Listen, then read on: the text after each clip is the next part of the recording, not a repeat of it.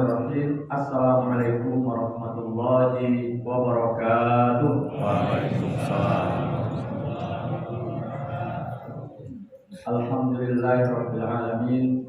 Wassalatu wassalamu ala asyrafil anbiya'i wal mursalin Muhammadin wa ala alihi wa sahbihi ajmain. Amma ba'du. Bapak-bapak, ibu-ibu, muslimin muslimat, jamaah salat isya dan salat tarawih Masjid Al-Mukminin Kelurahan Serdang, rahimani wa rahimakumullah. Seyogyanya yang menyampaikan tausiah adalah kita Ustaz Itan Rusmana LCMA, tapi karena beliau masih dalam pemulihan setelah beberapa waktu lamanya dirawat di rumah sakit, sekarang belum bisa bersilaturahim untuk menyampaikan tausiahnya di hadapan jemaah sekalian. Kita doakan mudah-mudahan beliau segera pulih dan diberikan kesehatan oleh Allah Subhanahu wa taala. Amin. Allahumma shfi sabita, Allahumma shfi, Allahumma shfi. Bapak Ibu sekalian, rahimani wa rahimakumullah.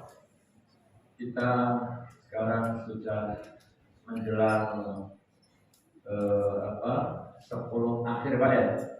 Di banyak masjid ada banyak fenomena, yaitu di mana jamaahnya sudah mulai menyusut, shopnya sudah mulai maju atau mundur Pak? Maju ya. Ya, ada fenomena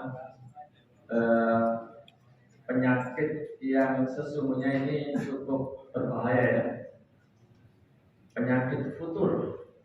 Futur itu penyakit loyo setelah sebelumnya apa? Lawannya loyo apa? Semangat ya. Setelah semangat terus melesu loyo ya. Setelah sebelumnya menggebu-gebu terus kendor. Nah ini bisa menjangkiti, bisa menimpa siapa saja. Dan karena itu tema tausiah Ramadan pada kesempatan malam hari ini adalah tentang bagaimana kita menjaga semangat di dalam ibadah, bagaimana kita sabar di dalam taat kepada Allah Subhanahu wa taala. Bapak Ibu sekalian, rahimani wa rahimakumullah, Ibnu Qayyim itu pernah menyampaikan satu perkataan kurang lebih begini. Kuda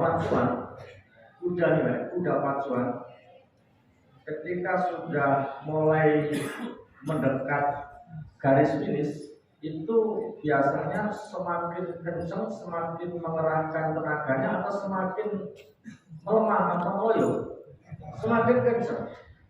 Jadi kuda pacuan itu kalau sudah mau mendekati finish itu mengerahkan segala daya upayanya agar sampai finish dan juara.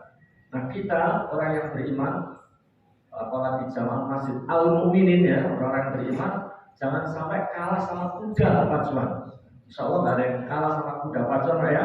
Kita akan menjaga semangat itu. Makanya tema pada kesempatan malam hari ini adalah tentang at-tabat ala ta'at. Ada dua hal yang ingin disampaikan. Kenapa kita mesti sabar dalam taat kepada Allah, dan yang kedua adalah bagaimana agar kita tetap sabar. Nah, untuk yang pertama, kenapa kita mesti harus tetap sabar, tetap semangat di dalam ibadah? Yang pertama adalah kita mesti memahami kembali bahwa Allah memerintahkan ibadah itu tidak dibatasi oleh waktu-waktu tertentu, ya.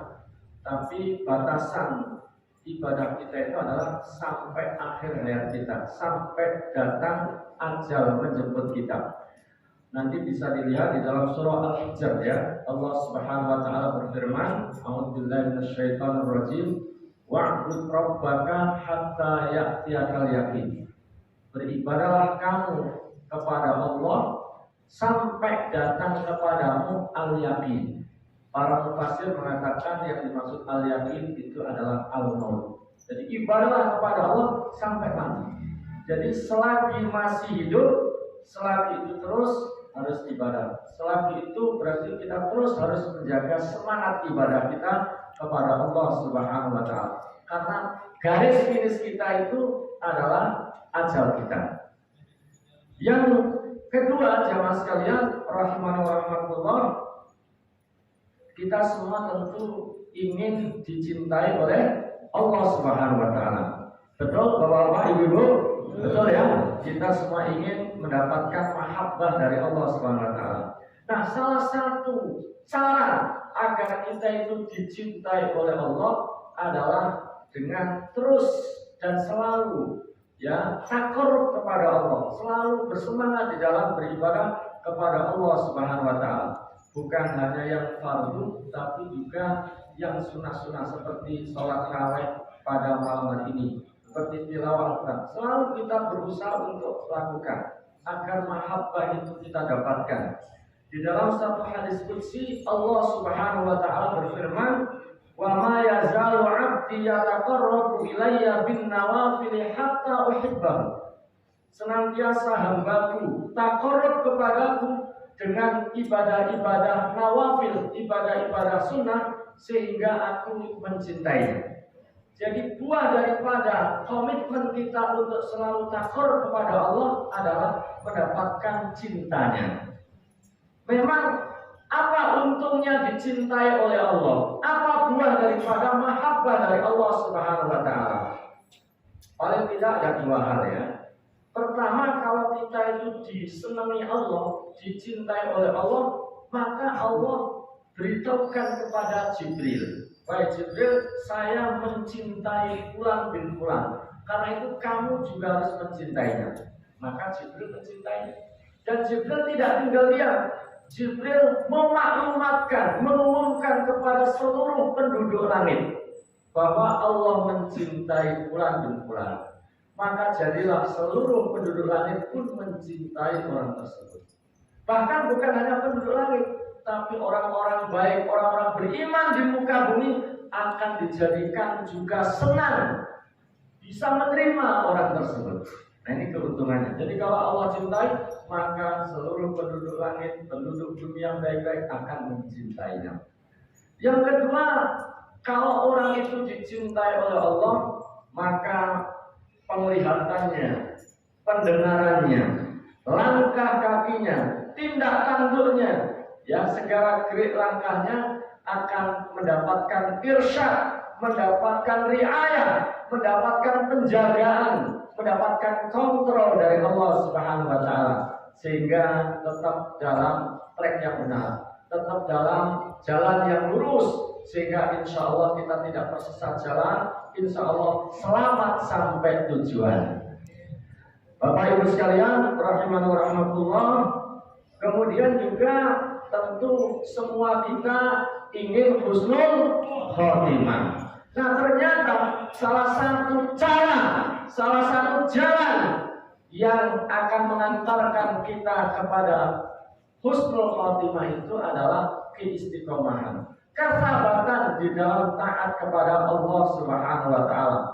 Di dalam satu pernyataan yang disampaikan oleh Al-Imam Ibnu Katsir rahimahullah, beliau mengatakan, "Man 'asha 'ala syai'in mata 'alaihi." Siapa yang hidup dalam suatu pola kehidupan tertentu, dalam satu kebiasaan tertentu, maka dia akan mati juga dalam kebiasaan tersebut. Kemudian dia katakan, "Waman mata 'ala syai'in bu'itsa 'alaihi yaumil qiyamah."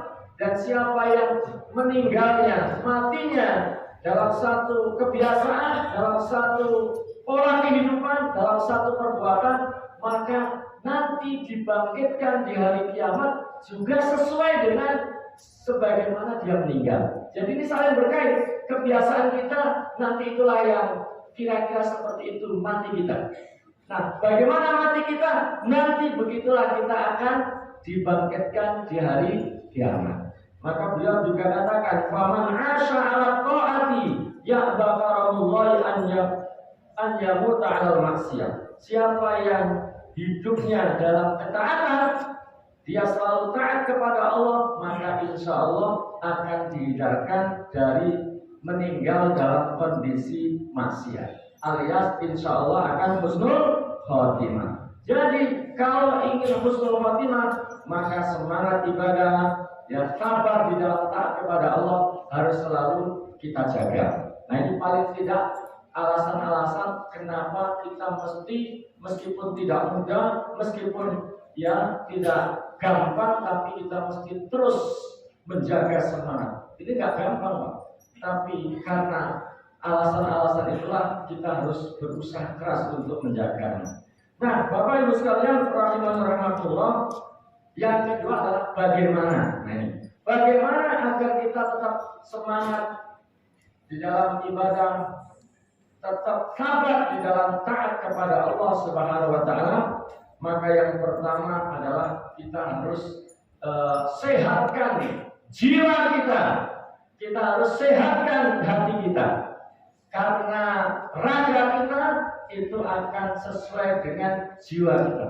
Maka dulu para pendiri bangsa ini ya yang mengubah lagu kebangsaan kita, lagu nasional kita kan, bangunlah gimana? Bangunlah jiwanya, bangunlah badan. Jiwa kalau badannya baik itu biasanya dipengaruhi oleh jiwa yang baik. Nah, itu sesuai dengan konsep agama bahwa di dalam jasad manusia itu ada mudghah, ada segumpal darah yang kalau itu baik, jasad akan baik. Kalau dia buruk, maka semua akan buruk. Maka kata para ulama, ya hati itu raja, hati itu panglima.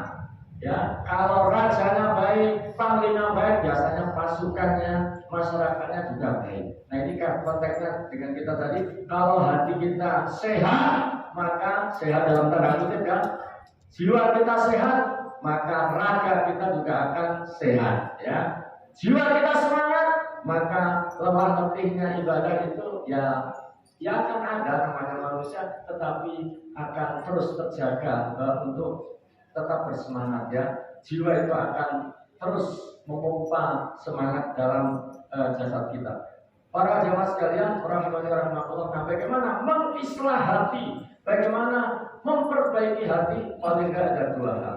Pertama adalah bagaimana kita menghiasi hati kita, jiwa kita itu dengan amal-amal yang baik.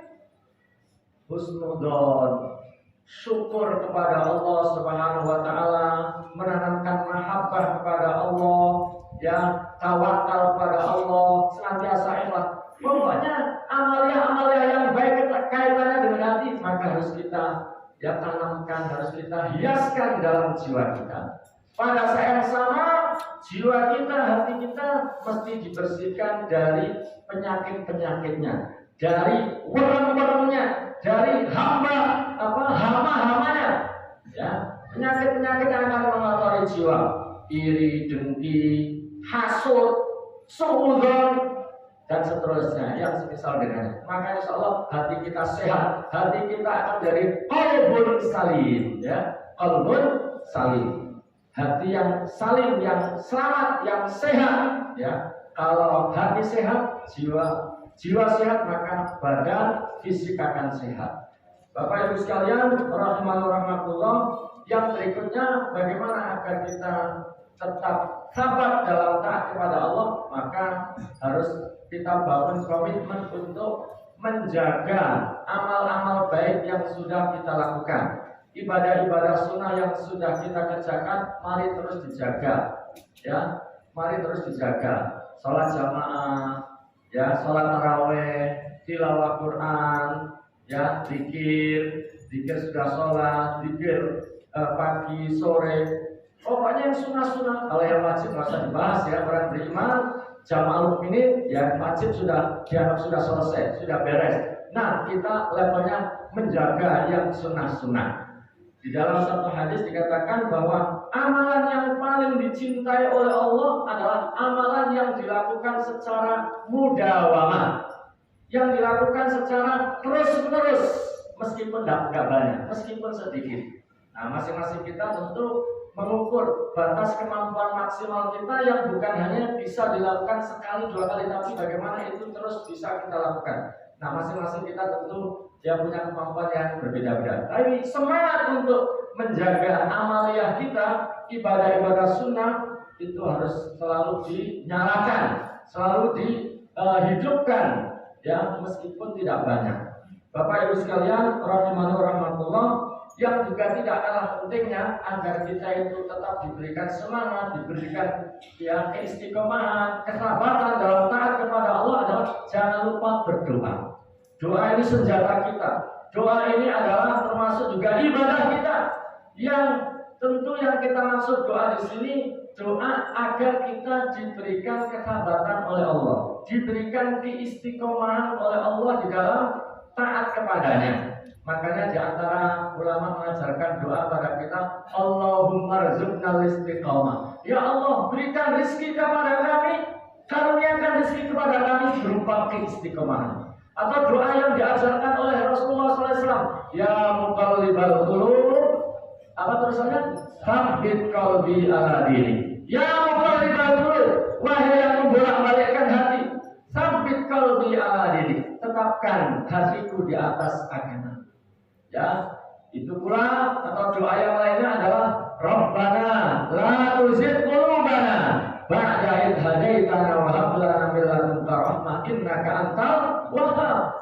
Rabbana wahai Rabbani la tuzigh qulubana, jangan engkau palingkan hati kami ya kepada kesesatan ba'da idh hadaitana, sesudah engkau berikan petunjuk pada kami. Doa-doa yang seperti ini perlu selalu kita panjatkan dengan sungguh-sungguh, karena hati kita ini bolak-balik, hati kita ini bolak-balik, berubah-ubah. Siapa yang bisa mengokohkan? Tidak ada yang bisa kecuali Allah Subhanahu wa taala. Maka kita selalu harus menghibah, meminta dengan sungguh-sungguh. Bukan hanya minta rezeki, bukan hanya minta ya hal-hal sekalian, tapi termasuk minta dikokohkan di dalam agama, diberikan tetap semangat ya di dalam menjalankan perintah-perintahnya.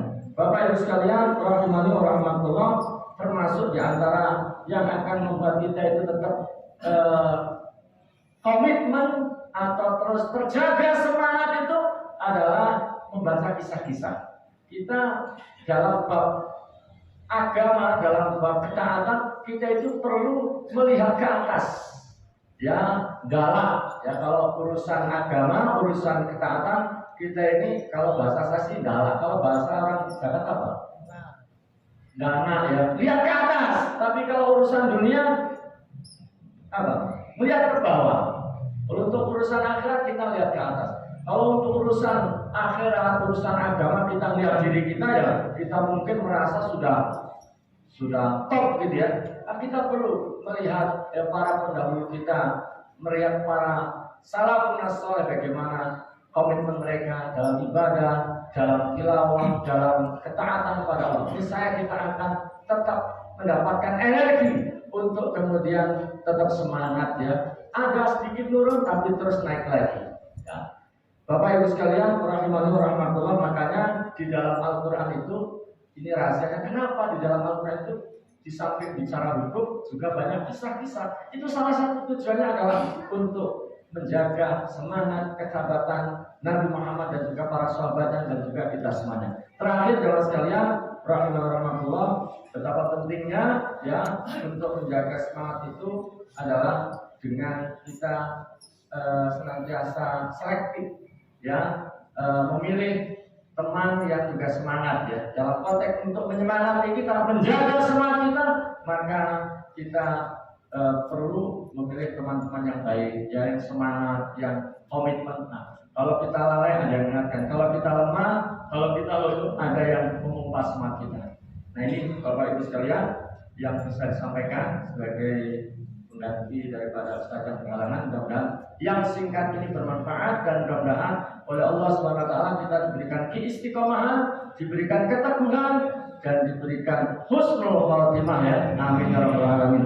Adallahu wa iyyakum ajmain. Assalamualaikum warahmatullahi wabarakatuh.